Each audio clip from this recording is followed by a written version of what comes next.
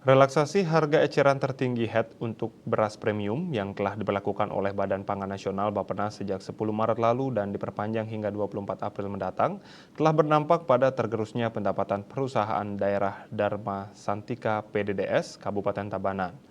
Adapun relaksasi HET beras premium yang diberlakukan sementara ini menyasar 8 wilayah.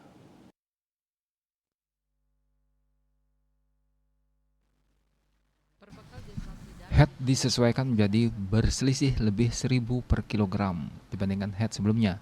Di wilayah Bali dan Nusa Tenggara, relaksasi HET beras premium adalah Rp15.400 per kilogram dari HET sebelumnya Rp14.400 per kilogram. Dirut PDDS Tabanan Kompiang Gede Pasak Owede mengungkapkan, kebijakan relaksasi HET beras disebabkan oleh harga gabah di tingkat petani yang mengalami kenaikan. Pemerintah melakukan penyesuaian terhadap harga beras di pasaran sekaligus dalam rangka menggairahkan petani seiring kian mahalnya harga biaya produksi saat ini.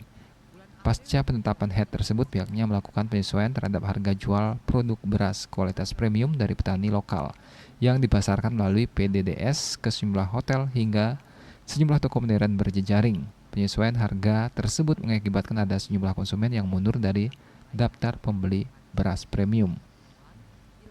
Dampaknya tentu berpengaruh pada capaian pendapatan yang berpotensi berkurang sebab ada puluhan ton beras premium atau sekitar 30% dari rata-rata total penjualan yang pemasarannya tidak dilanjutkan atau ditunda oleh pembeli karena penyesuaian harga HET beras premium.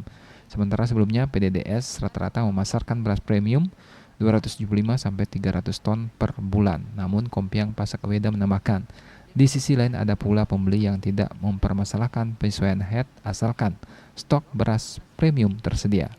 Manik Bisnis Bali.